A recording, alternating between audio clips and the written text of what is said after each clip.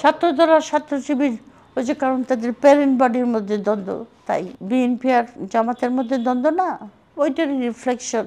দ্বন্দ্ব তো থাকবেই, তো বিরাট 50টা সিট তো বিরাট একটা শক্তি পার্লামেন্টের ভিতরে, তারা ওইখানে হাউকাউ করবে, আমরা এখান থেকে তাদেরকে সাপোর্ট দেবো, নেক্সট ইলেকশনে তারা আরও বেশি শক্তিশালী হয়ে আসবে। ছাত্রদের নতুন দল নিয়ে তো ছাত্ররা তো প্রত্যেকেরই পলিটিক্যাল পার্টি করার অধিকার আছে, ছাত্ররাও করেছে এবং ছাত্ররা একটা আদর্শ নিয়ে যুদ্ধ করেছে। সে আদর্শ নিয়ে যদি তারা রাজনীতি করে তাহলে পার্টিটার ভবিষ্যৎ আছে, কারণ ইয়াং জেনারেশনের হাতে আমাদের দেশকে দিতে হবে। তবে তাদের সম্বন্ধে আজকাল যেগুলি, তারা যদি কিংস পার্টি করে, সরকারের কাছ থেকে টাকা পয়সা নিয়ে অথবা ডিজিএফআই অথবা যে সমস্ত কথা এখন, তাহলে এই পলিটিক্যাল পার্টিটা বেশি দূর যেতে পারবে না। তবে আমি আশা করব সেটা হবে না। যদি তারা আদর্শগতভাবে নিজেদেরকে ছোট থেকেই শুরু করুক, ওই 300 সিটে আমি আসন দেব, এটা টু মাচ তাদের জন্য এক্সপেক্ট করা। তারা ছোট থেকেই শুরু করুক। কিছু কিছু ছেলে আমি দেখলাম খুবই পলিটিক্যালি মানে বুদ্ধি রাখে।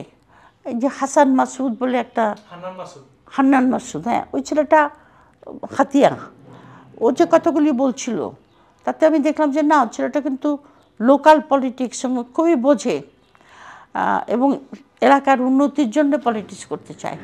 তো এইটা তো ছেলেরা যদি পলিটিক্সে চলে আসে তাহলে এই পার্টিটার ভবিষ্যৎ আছে। কিন্তু আমি একবারেই 300 সিট দিব, টাকা কোথায় পাবে? নিশ্চয় ওই যে বসুন্ধরার কাছ থেকে নিতে হবে। তো বসুন্ধরার কাছ থেকে টাকা নিয়ে তো সেই পার্টির কোনো ভবিষ্যৎ নেই, নট ইন বাংলাদেশ। বরঞ্চ ছাত্রদের প্রতি আমাদের যে আদর্শগত যে ভালোবাসা, সেই ভালোবাসার জায়গাটা নষ্ট হয়ে যাবে, এটা খুব দুঃখজনক হবে।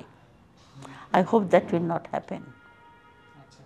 মানে অনেকে তো বলছেন যে সরকার নামানো আর সরকার চালানো এক জিনিস নয়। এখন ছাত্রদের ক্ষেত্রেও এই বাক্যটা কতটা প্রযোজ্য বলে মনে হয়? না না, ওটা তো হ্যাঁ, সরকার নামানো সরকার চালানো এক জিনিস নয়, সেটা ঠিক কথা। সরকার নামানো হলো এজিটেশনের ব্যাপার। সেই এজিটেশনের ভিতর থেকে যে কেউ কেউ বেরিয়ে আসবে না, সে জাতীয় পলিটিক্যাল স্যাগাসিটি এবং নিয়ে এবং রাষ্ট্র চালাতে পারবে না, এটা ঠিক নয়। ইয়াংরা, অনেক ইয়াং ছেলেরা বিদেশে বাইরে ইয়াং বয়সেই তো রাষ্ট্রীয় ক্ষমতা হাতে নিয়েছে এবং চালিয়েছে। এটা একদম আউটরাইট উড়িয়ে দেওয়ার কিছু নাই। ওর ভিতর থেকে দেখা, এটিতে এখন আমাদের দেখতে হবে যে লিডারশিপটা কীভাবে গ্রো করে, তাই না? এরা কোনো রকম করাপশনের ভিতরে না যায়, ওরা যেন কিংস পার্টি না হয়। কিংস পার্টি হলে অথবা এ সমস্ত অলিগারদের টাকা নিয়ে যেন রাজনীতি না করে, ছোট থেকেই করুক। ঠিক আছে, 20টা সিটি না হয় পাক পার্লামেন্টে, 50টা সিটি না হয় পাক, ক্ষতি কী? তো বিরাট 50টা সিট তো বিরাট একটা শক্তি পার্লামেন্টের ভিতরে, তারা ওইখানে হাউকাউ করবে, আমরা এখান থেকে তাদেরকে সাপোর্ট দেবো, নেক্সট ইলেকশনে তারা আরও বেশি শক্তিশালী হয়ে আসবে। অনেকের নতুন ছাত্রদের নতুন দল নিয়ে কথা বলতে গিয়ে অনেকে বলছেন যে বিগত সরকারের মতো মমতাজদের মতো অল্প শিক্ষিত বা অশিক্ষিত অনেকেই সংসদে যেতে পেরেছে, এমপি হতে পেরেছে, তাহলে ছাত্ররা কেন পারবে না? না, মমতাজের সঙ্গে কেন তুলনা হবে? মমতাজ এমপি হয়েছে রিজার্ভ সিটে, শেখ হাসিনার মানে দয়ায়। তো মমতাজ কি পার্লামেন্টে গিয়ে খুব একটা ইম্প্যাক্ট করতে পেরেছে? তা তো পারে নাই। তো ওটার সঙ্গে তো কোনো, আমি তো এই তুলনাটাই বুঝলাম না। মানে বলতেছে যে তারা যদি পারে তাহলে এরা কেন পারবে না? অনেকে যে তারা কি পেরেছে?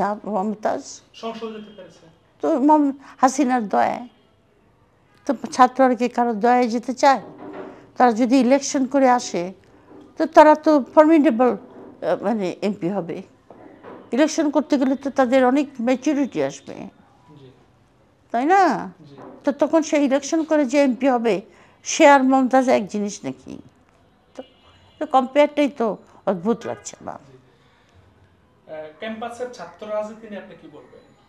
না, ছাত্র রাজনীতিতে থাকতেই হবে, কিন্তু নির্দলীয় রাজনীতি, দলীয় ভিত্তিতে কোনো রাজনীতি নয়।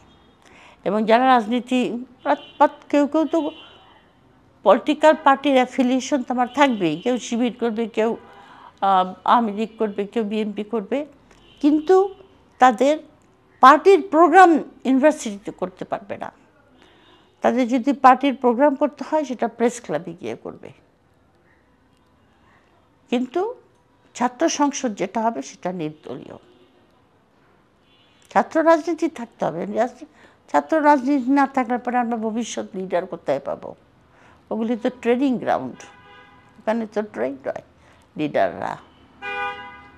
আচ্ছা, তা বিগত বছরগুলোতে যে ছাত্র রাজনীতি হলো, ছাত্রলীগ যা করলো, ওটা কোনো ওটা কোনো ছাত্র রাজনীতি না ইন দ্যাট সেন্সে। ওটা হলো পলিটিক্যাল পার্টির লেজুর হিসাবে ইউনিভার্সিটিগুলিকে কন্ট্রোল করার একটা মেকানিজম। এখন আমরা দেখছি যে ছাত্রদল এবং ছাত্র শিবিরের মাঝে একটা দ্বন্দ্ব তৈরি হয়েছে, এটা কি? ছাত্রদল আর ছাত্র শিবির ওই যে, কারণ তাদের প্যারেন্ট বডির মধ্যে দ্বন্দ্ব, তাই বিএনপি আর জামাতের মধ্যে দ্বন্দ্ব না, ওইটার রিফ্লেকশন অন দি ছাত্র দল অ্যান্ড দি ছাত্র শিবির। দ্বন্দ্ব তো থাকবেই, ইন পলিটিক্সে তো দ্বন্দ্ব থাকবেই, দ্বন্দ্ব থাকবে, কনফ্লিক্ট থাকবে, তারপরে মেজর যেটা কমন ইস্যু সেটাতে কম্প্রোমাইজ হবে, নেগোসিয়েশন হবে, এগুলো তো পলিটিক্সের অংশ।